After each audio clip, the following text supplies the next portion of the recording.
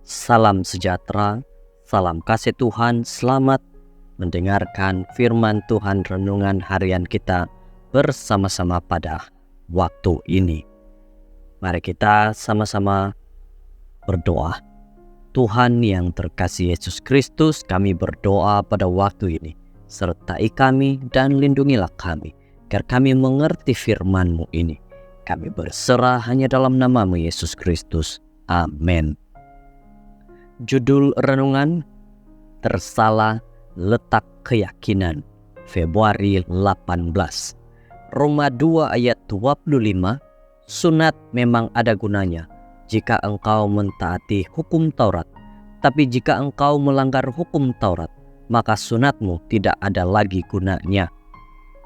Dengan ayat hari ini, Paulus telah sampai kepada langkah seterusnya di dalam penerangannya menentang mengenai pengecualian Yahudi daripada penghakiman Tuhan. Sekiranya pemilikan mereka terhadap hukum Taurat tidak melindungi mereka daripada penghakiman Tuhan, dia menyatakan di dalam Roma 2 ayat 25 hingga 29, penyunatan juga tidak melindungi mereka. Bangsa Yahudi terlalu mengutamakan penyunatan. Upacara itu telah bermula sejak Abraham, bapa kepada bangsa itu. Apabila Tuhan membuat perjanjian dengan Abraham yang menjadikan keturunannya umat perjanjian Tuhan, Dia menetapkan penyunatan sebagai tanda luaran kepada perjanjian itu.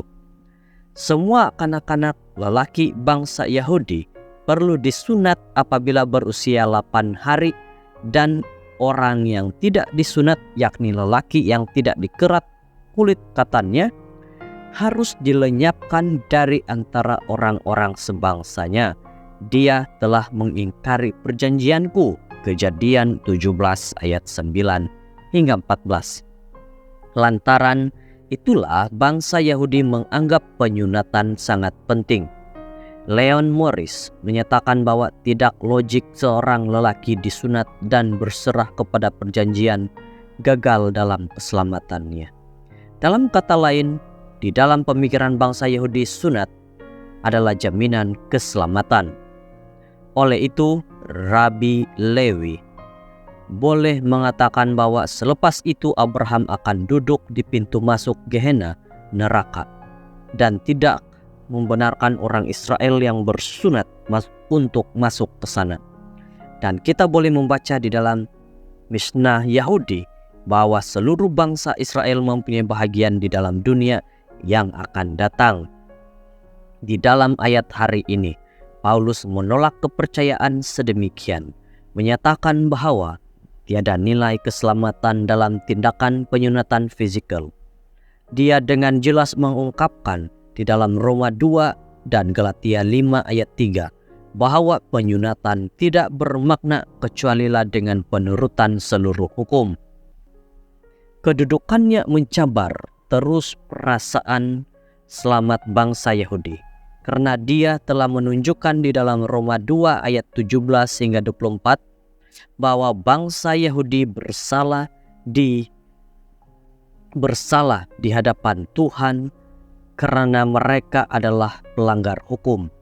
Paulus kemudiannya sampai kepada kesimpulan yang menakutkan pada ayat 25 bahwa sekiranya mereka melanggar hukum, mereka menjadi seperti tidak disunat.